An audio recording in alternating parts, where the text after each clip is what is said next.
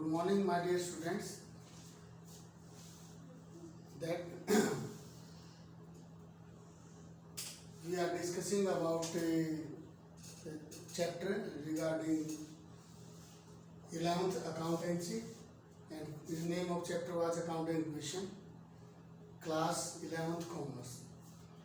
Now we are to take another example for accounting equation, and this is the example. And for this example, we have to prepare a accounting equation from the following transactions.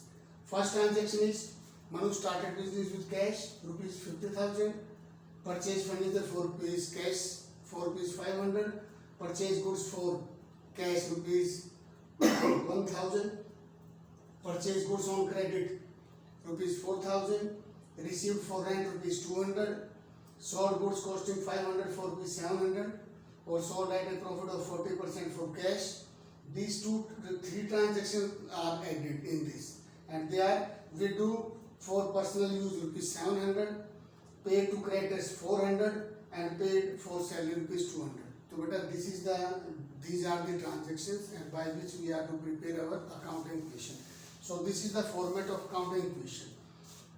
First column is for serial number. Mainly columns they are required. These are the columns. First column is for transaction, and then assets they are always equal to capital plus liabilities. तो देखो बेटा, सबसे पहले हम transaction लेंगे. Manu started business with cash. Manu ने business start किया है और वो किया 50,000 रुपीज से, और वो भी कैश में. तो देखो फर्स्ट ट्रांजेक्शन यहाँ लिख देंगे हम as it is. Manu started. अब मैं लिखूंगा नहीं, ये बच्चों को खुद कंप्लीट करना है क्योंकि it will take so many times.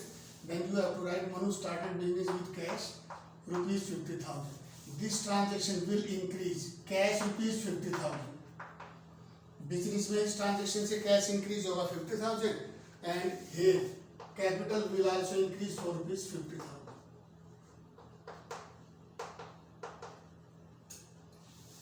अगर हम बिजनेस में पैसा लगाएंगे, मनु ने बिजनेस स्टार्ट किया है, तो एक तो कैश बढ़ेगा उसका 50,000 और दूसरा capital will increase for rupees 50,000.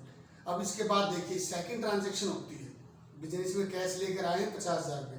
अब हमने किया क्या क्या है. अब जो करेंगे तो ट्रांजैक्शन ये इक्वेशन चेंज होती चली जाएगी जो हम करेंगे. जैसे purchase furniture for cash rupees 500. हमने फर्नीचर परचेज कर लिया और वो कर लिया 500 रुपीज का. तो what will be the impact of this transaction on accounting equation? Then we have to write second purchased furniture for rupees 500 for cash. As it is लिखेंगे.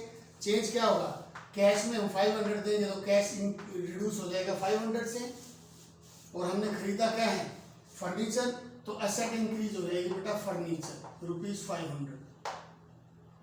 यहाँ नहीं था, इधर इंक्रीज करेंगे, and there will be no change in capital. Capital same रहेगा. मालिक ने 50,000 रुपये लगाए थे, उसके अब भी 50,000 रुपये ही हैं. और कैसे, you have to check out. This is the new equation.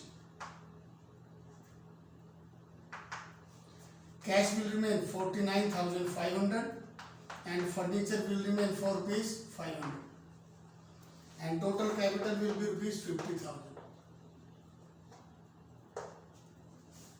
अब इसके बाद हमने क्या ट्रांजैक्शन किया वो देखिएगा. ट्रांजैक्शन किया purchase goods for cash. Third transaction हमने गुड्स परचेज कर लिए कैश 1,000. तो हम यहाँ लिखेंगे ट्रांजैक्शन थर्ड, और एज इट इज लिखेंगे purchase goods for cash rupees 1,000. 1,000 रुपये की गुड्स परचेज कर ली बेटा हमने 1,000 की कैश में. तो क्या इम्पैक्ट होगा, जब कैश में 1,000 की गुड्स परचेज करेंगे तो it will reduce cash rupees by rupees 1,000. Cash minus हो जाएगा. सेकंड है हमारे पास फर्नीचर 500 का, there will be no change. Furniture में कोई चेंज होगा ही नहीं. लेकिन हमने खरीदी क्या है गुड्स. जब गुड्स खरीदी है तो गुड्स हम खरीदी है तो goods are the commodities in which business deals. Goods वो होती है जिसमें बिजनेस डील करता है. And when we are to purchase the goods that is recorded in purchase account. उसको परचेज बोलते हैं. और परचेज जब हम गुड्स करके लाते हैं तो दैट विल इंक्रीज स्टॉक. उसको स्टॉक बोलते हैं. तो हम यहाँ पे थर्ड कॉलम बनाएंगे, स्टॉक बढ़ जाएगा. इसको गुड्स भी लिख सकते हैं और स्टॉक. और स्टॉक इंक्रीज हो जाएगा 1000 रुपीज से। यहाँ स्टॉक नहीं था, यहाँ नहीं था, यहाँ नहीं था, तो इस ट्रांजेक्शन क्या होगा, 1000 कैश माइनस हो जाएगा और स्टॉक प्लस हो जाएगा 1000, there will be no change. मालिक की कैपिटल एज इट इज है 50 कैसी है, you can check out new equation. Cash will remain 48,500,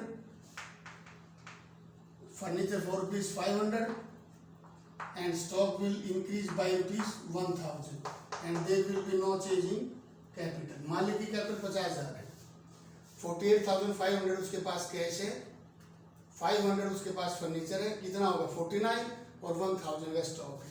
अब हम करेंगे 4 ट्रांजेक्शन। देखिएगा, परचेज गुड्स ऑन क्रेडिट, अब फिर हमने गुड्स खरीदी है बिजनेस में और 4000 की, तो देखिए, और वो क्रेडिट यहां लिखेंगे purchase goods on credit rupees 4000। अब गुड्स तो खरीदी है, वो भी क्रेडिट, क्रेडिट का मतलब उधार, तो देखो स्टॉक में तो प्लस हो जाएगा 4000,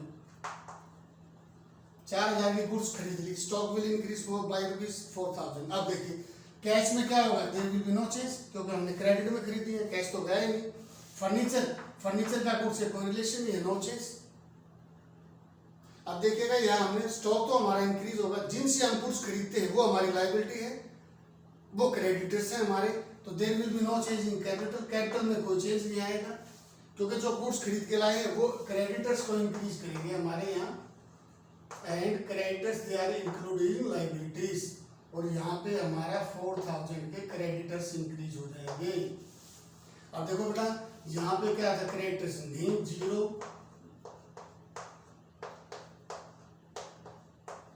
इसको इक्वालिटी में भाई हम स्टेट में ले आए, इसलिए हम पहले 0 लगा लेते हैं, otherwise there no need to write 0 और प्लस 0, लेकिन हम है कि स्टेट में ले आएंगे। आफ्टर दिस, अब देखिएगा इसके बाद बिजनेस में जो ट्रांजैक्शन के बाद नई इक्वेशन होगी, that will be 48,500 cash, 500 for furniture, stock will be of rupees 5,000, no change in capital will remain the same 50,000 and creditors will increase by rupees 4,000, 4000 से बढ़ जाएंगे। अब टोटल जो कैपिटल है ना बिजनेस में, टोटल कैपिटल का मतलब तो टोटल पैसा लगा हुआ है, दैट इज 54,000। 50,000 मालिक ने लगाए, 4000 उधार माल खरीद लिया, तो टोटल कितना पैसा होगा 54, और वो असेट्स में इन्वेस्ट कर दिया। देखो 48,500 हमारे पास कैश है, 5 कितना 49 प्लस 5 54,000 की हमारी असेट्स है, ऑलवेज इक्वल है हमारी। नेक्स्ट 5th ट्रांजेक्शन हमारे देखिए रिसीव्ड रेंट। अब देखो रेंट रिसीव्ड किया, रेंट इनकम है, इससे लास्ट में हमने एग्जांपल लिया था rent paid, that was expense, लेकिन यहाँ रेंट रिसीव्ड है, तो रेंट जब रिसीव करेंगे तो वो इनकम है हमारी, और वो रिसीव करेंगे तो कैश को इंक्रीज करेगा, तो रिसीव्ड रेंट रुपीज 200। अब जब हम रेंट को रिसीव करेंगे बेटा तो कैश बढ़ जाएगा हमारा, क्योंकि कैश आएगा जब 200 रुपये रेंट लेंगे। अब सेकंड क्वेश्चन क्या है, पेड रेंट, जो रेंट हमने दिया था that was expense, expense will always reduce profit and profit is always added into capital। देखो एक्सपेंस प्रॉफिट को घटाते हैं और जो प्रॉफिट है उसको कैपिटल में जोड़ते हैं, तो डायरेक्ट कैपिटल रिड्यूस हो जाएगी, ये इनकम है। जब इनकम आएगी तो हमारे प्रॉफिट को इंक्रीज करेगी, और जब प्रॉफिट इंक्रीज होगा तो मालिक की कैपिटल इंक्रीज होगी। तो देखो कोई भी एक्सपेंस होगा ना जो पेड इन कैश है, उसको कैश में माइनस करेंगे और कैपिटल में। Same will be applied in reverse form regarding income। कोई भी इनकम आएगी हमारी, रेंट है, कमीशन है, जो भी इनकम हमारी आएगी, डिस्काउंट रिसीव्ड है, तो वो तो हमारे कैश को प्लस करेगा एज वेल एज कैपिटल को प्लस करेगा, और कैपिटल प्लस हो जाएगी 200। जो इनकम हुई है उसका हमारा फर्नीचर से कोई रिलेशन नहीं है, नो चेंज, स्टॉक में उसका कोई रिलेशन नहीं है, क्रेडिटर से उसका कोई रिलेशन नहीं है। इनकम होगी तो मालिक की कैपिटल इंक्रीज होगी तो उसमें प्लस करेंगे। इनकम कैश और कैपिटल में प्लस होगा, एक्सपेंस कैश में माइनस होगा और कैपिटल में माइनस होगा। न्यू इक्वेशन देखिए, cash will remain 48,700, furniture 500, stock 5,000, capital will B 50,200। Now equation number 6, अब 6 में आएंगे हम। 6 में कहा था सोल्ड गुड्स कॉस्टिंग ₹500 फॉर 700, 500 का स्टॉक हमने 700 में बेच दिया। तो देखो बेटा, स्टॉक माइनस करेंगे 500, स्टॉक हमारे पास है टोटल 5,000 का, इसमें से उठाएंगे 500 का। सोल्ड गुड्स कॉस्टिंग ₹500 फॉर ₹700, 500 का 7, देखो स्टॉक माइनस हो जाएगा 500, बेच दिया कितने का 700 का, या ऐसे भी लिख सकते हैं इसको, sold at A profit of 40%, तो 40% भी निकाल लेंगे बेटा। स्टॉक कितना है 500, इसका 40% प्रॉफिट होगा 200, यानी कि 500 का स्टॉक 200 प्रॉफिट, तो कितने में बेचेंगे 700 में। तो देखो 700 कैश आएगा, वो कैश में प्लस हो जाएगा। फर्नीचर में नो चेंज। अब देखो यहाँ 700 प्लस है, 500 माइनस है,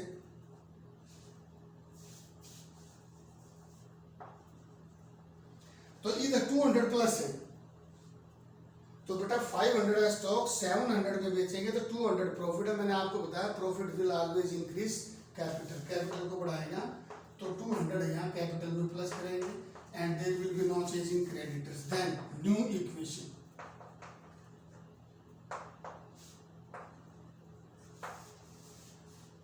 $49,400 plus 500, stock 4,500, 50,400 and 4,000 for creditors. Now next 7 transaction, ये देखो न्यू ट्रांजेक्शन आई है, विड्रू फॉर पर्सनल यूज ₹700। जब विड्रू फॉर पर्सनल यूज का मतलब मालिक ने 700 पर्सनल यूज के लिए पैसे निकाल लिया। देखो बेटा, मालिक ने जब कैपिटल लगाई थी तो हमने कैपिटल को इंक्रीज किया था 50,000 और हमने कैपिटल को इंक्रीज किया था 50,000 जो मालिक ने लगाया है। अब मालिक इसमें से पर्सनल यूज के लिए पैसा निकालेगा कैश। ड्राइंग्स मैंने बताई है, there are 2 types of drawings, when cash is withdrawn और गुड्स इज विथड्रॉन। यहाँ मालिक ने कैश विथड्रॉन कर लिया बेटा, तो जो यहाँ ड्राइंग्स होंगी हमारी विथड्रॉ कैश,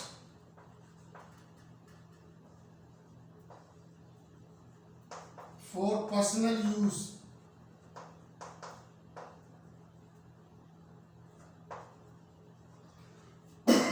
₹700। अगर मालिक पर्सनल यूज के लिए कैश निकालेगा ना तो वो दोनों को रिड्यूस कर देगा, कैश भी माइनस हो जाएगा और कैपिटल भी माइनस हो जाएगा, अदरवाइज और में नो चेंज होगा, there will be no change. अगर मालिक ने कैपिटल लगाया तो cash capital increase, personal use के लिए पैसे निकालेगा तो कैश और कैपिटल दोनों के दोनों डिक्रीज हो जाएंगे। After this new equation will be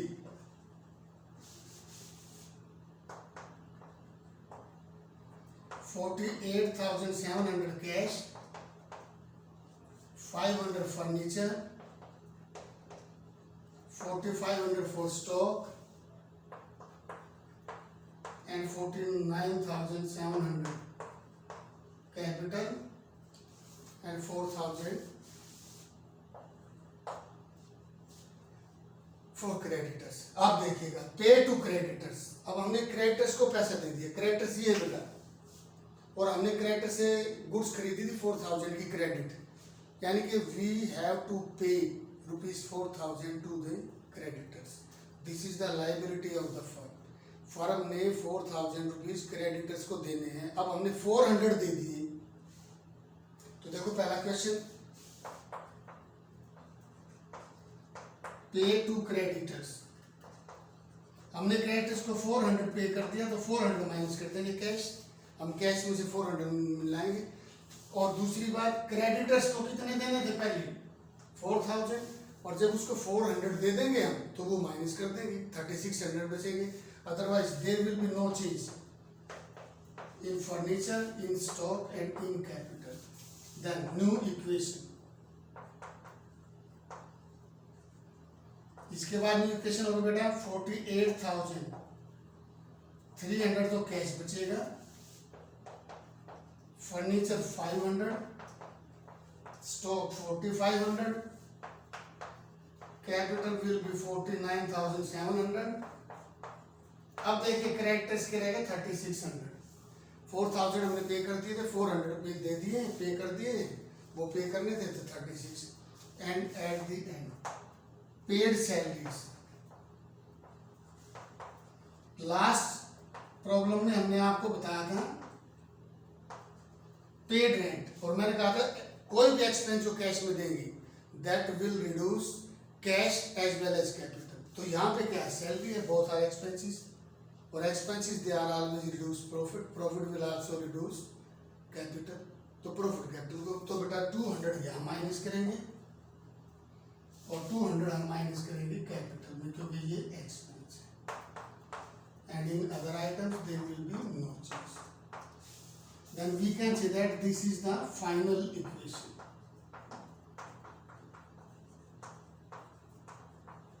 ये फाइनल इक्वेशन आएगी हमारी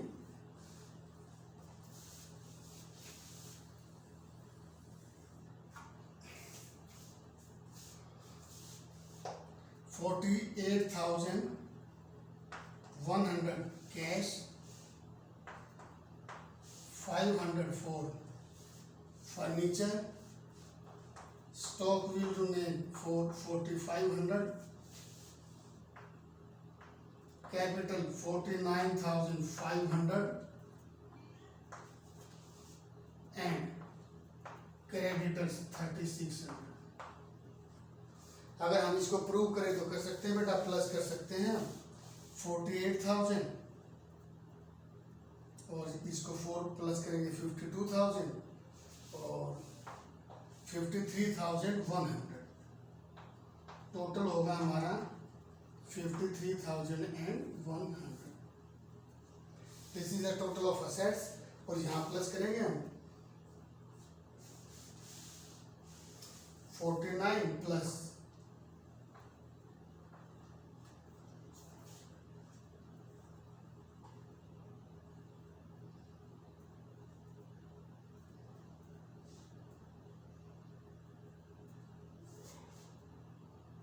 5,000 minus 545, और this will be equal to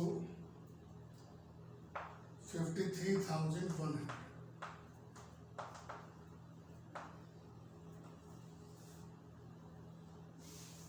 49,500 plus 3,000, 49 plus 352 और 6 plus 550, 3,100।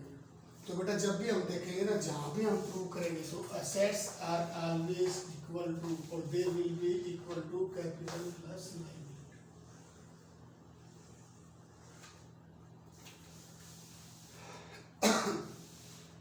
ओके बेटा।